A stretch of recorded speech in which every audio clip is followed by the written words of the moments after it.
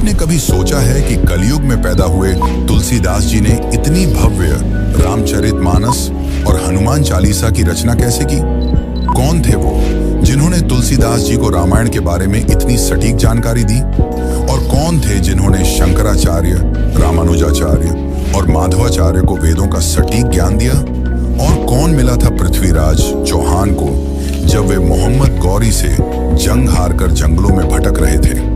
ऐसे और भी बहुत सारे प्रश्न हैं, और यदि आप इन सब का उत्तर जानना चाहते हैं तो वीडियो को अंत तक जरूर देखें। भगवत गीता के अध्याय 2 श्लोक 27 में लिखा है, जातस्य हि ध्रुवो मृत्यु ध्रुवम जन्म मृतस्य च तस्मात् परिहार्यर्थे न त्वं शोचितुमर्हसि। अर्थात जिसने भी इस धरती पर जन्म लिया है उसकी मृत्यु निश्चित है, और मृत्यु के बाद पुनर्जन्म भी। लेकिन हमारे सनातन धर्म ग्रंथों में कहीं 7 तो कहीं 8 चिरंजीवियों का वर्णन मिलता है, जो इस जीवन मरण के चक्र को तोड़ आज भी जीवित हैं। तो चलिए जानते हैं कौन है ये 7 चिरंजीवी, अभी वे कहाँ हैं, और आखिर उनके चिरंजीवी होने का क्या कारण है, और वे किसकी प्रतीक्षा कर रहे हैं।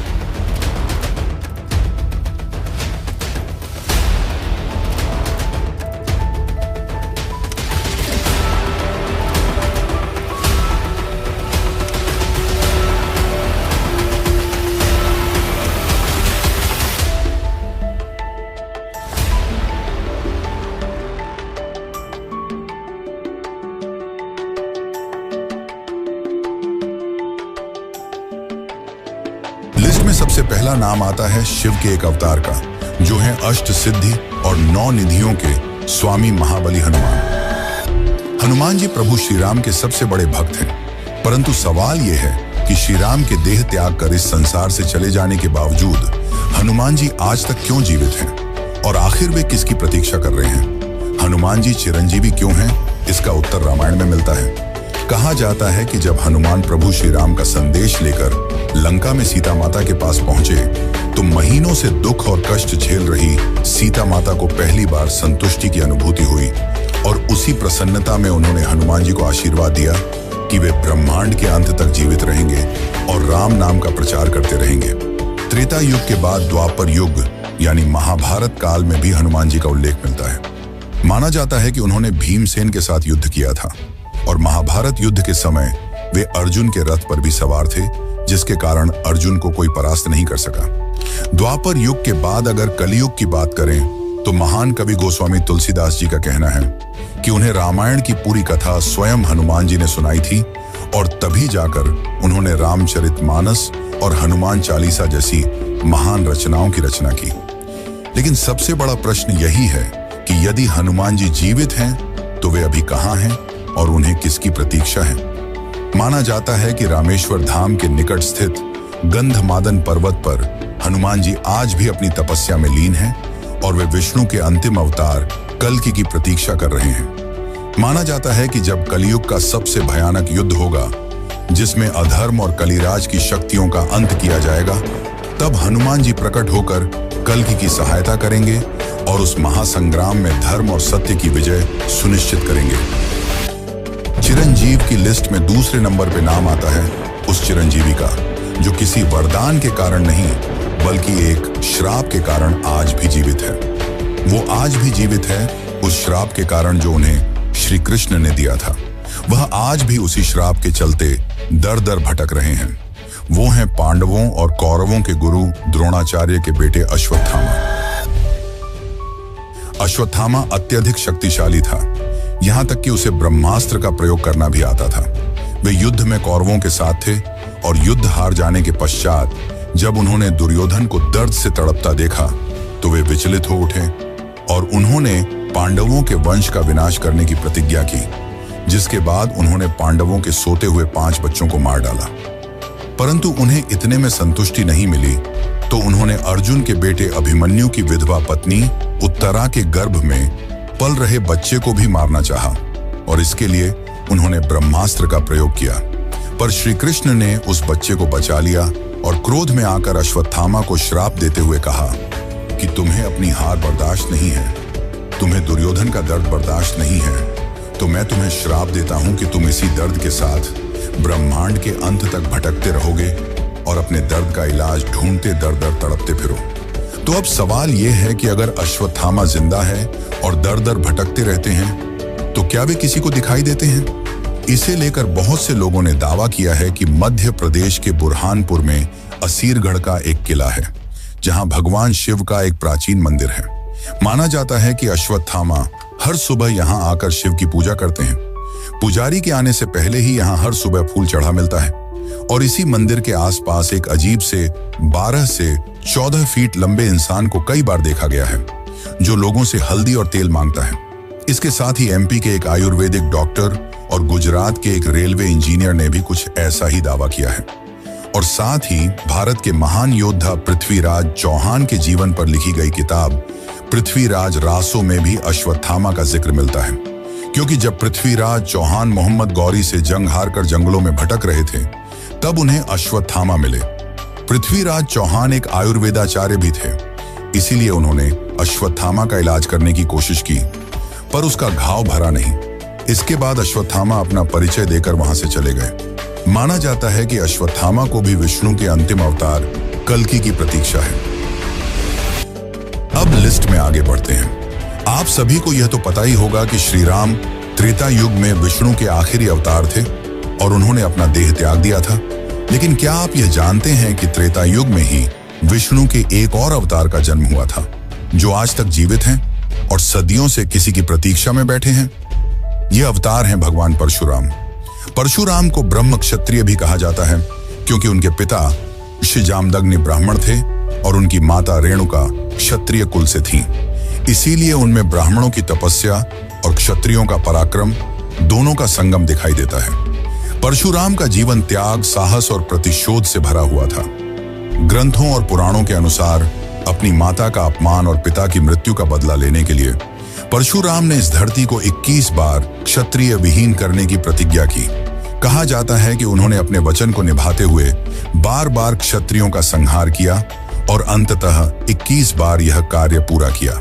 ऐसा करते करते वे यह भी भूल गए कि वे 21 बार यह कार्य पूरा कर चुके हैं। तब स्वयं महाबली हनुमान ने उन्हें स्मरण कराया कि वे 21 बार यह कार्य संपन्न कर चुके हैं। यह सुनकर उनका क्रोध शांत हुआ और वे महेंद्र पर्वत पर गहन तपस्या के लिए चले गए। महाभारत काल में भी परशुराम का उल्लेख मिलता है। उन्होंने भीष्म पितामह जैसे महान योद्धा को अस्त्र शस्त्र और वेदों की शिक्षा दी। इतना ही नहीं, वे द्रोणाचार्य और कर्ण जैसे योद्धाओं के भी गुरु रहे। उनकी वीरता और ज्ञान ने महाभारत के युद्ध में अप्रत्यक्ष रूप से बहुत बड़ी भूमिका निभाई। महाभारत के बाद वे पुनः महेंद्र पर्वत लौट गए और तपस्या में लीन हो गए। माना जाता है कि आज भी वे वहीं तपस्यारत हैं और उस क्षण की प्रतीक्षा कर रहे हैं जब विष्णु के अंतिम अवतार कल की प्रकट होंगे। माना जाता है कि जब कलयुग के अंत में धर्म और अधर्म का अंतिम युद्ध होगा तब भगवान परशुराम स्वयं प्रकट होकर कल्कि के युद्ध गुरु बनेंगे और उन्हें अस्त्र शस्त्र का ज्ञान देंगे। अब आगे बढ़ते हैं हमारे चौथे चिरंजीवी की ओर, जो हैं रावण के छोटे भाई विभीषण। युद्ध समाप्त होने के बाद भगवान श्री राम ने विभीषण को लंका का राजा बना दिया था, परंतु विभीषण का मन केवल राज्य करने में नहीं लगा, क्योंकि उन्हें श्री राम के दर्शन की आदत हो गई थी। वे बार बार अयोध्या चले आते थे, सिर्फ प्रभु के दर्शन करने और उनके चरणों में बैठने के लिए। लेकिन समय ने करवट ली और वह घड़ी भी आ गई जब श्री राम को इस लोक से विदा लेना था। यह सुनकर विभीषण व्याकुल हो उठे और उन्होंने प्रभु से निवेदन किया कि वे भी उनके साथ चलना चाहते हैं। उस समय श्री राम ने उन्हें समझाया और कहा, विभीषण, अभी तुम्हारे जाने का समय नहीं आया है। तुम्हें इस लोक में रुकना होगा, क्योंकि कलयुग के अंत में एक भयानक युद्ध होगा जिसमें धर्म और अधर्म की एक बार फिर भिड़ंत होगी। उस समय तुम्हें मेरे ही एक अवतार की सहायता करनी होगी।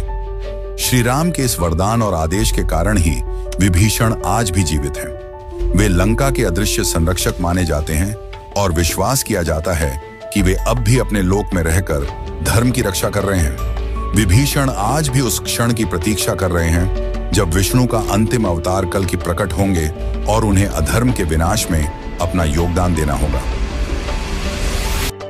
लिस्ट में नंबर 5वें पे आते हैं वह राजा जो कि महान विष्णु भक्त प्रहलाद के पोते हैं और वे स्वयं भी विष्णु के अत्यंत बड़े भक्त थे। वो हैं राजा बलि। राजा बलि बहुत बलवान शासक थे और वे तीनों लोगों को जीत चुके थे। राजा बलि बलवान होने के साथ साथ दयालु और न्यायप्रिय शासक भी थे, परंतु देवता उनकी शक्ति और बढ़ते प्रभाव से चिंतित हो गए। तब भगवान विष्णु ने स्वयं उनकी भक्ति और उदारता की परीक्षा लेने का निर्णय किया। वे वामन यानी छोटे से ब्राह्मण बालक के रूप में राजा बलि के सामने प्रकट हुए और उनसे उपहार में 3 पग यानी अपने 3 पैरों तक की भूमि मांगी। अपनी असीम उदारता दिखाते हुए राजा बलि ने तुरंत वामन के अनुरोध को स्वीकार कर लिया और उन्हें 3 पग भूमि देने का वचन दे दिया। तभी भगवान विष्णु ने अपना विराट रूप धारण कर लिया।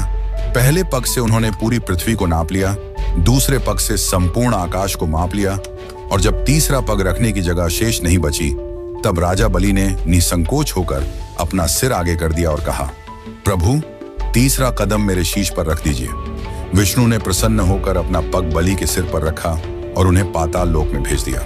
परंतु वे उनकी भक्ति और समर्पण से अत्यधिक प्रसन्न हुए और उन्हें अमृता का वरदान दिया।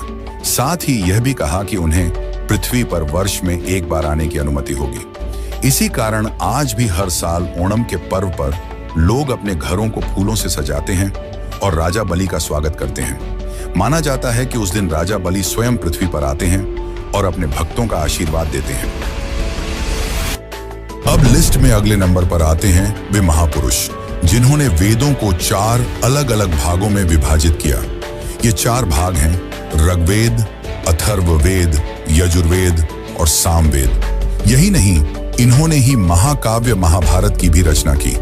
जी हाँ दोस्तों, हम बात कर रहे हैं वेद व्यास जी की। वेद व्यास प्राचीन भारत के सबसे महान कवि और लेखक माने जाते हैं। माना जाता है कि वेदों और पुराणों के ज्ञान को सुरक्षित और अक्षुण्ण बनाए रखने के लिए ही वेद व्यास जी ब्रह्मांड के अंत तक जीवित रहेंगे।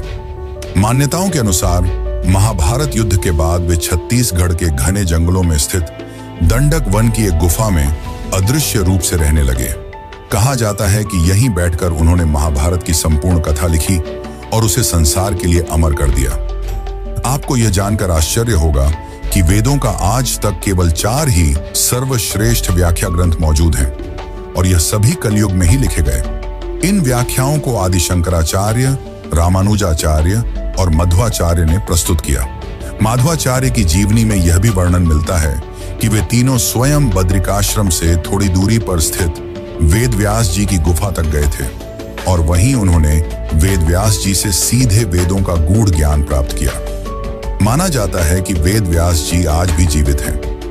वे अपने तप में लीन होकर अदृश्य रूप से लोकहित के कार्य कर रहे हैं। माना जाता है कि उनका उद्देश्य कलयुग के अंत तक पृथ्वी पर रहकर भगवान विष्णु के अंतिम अवतार कल्कि को वेदों और शास्त्रों का संपूर्ण ज्ञान प्रदान करना है।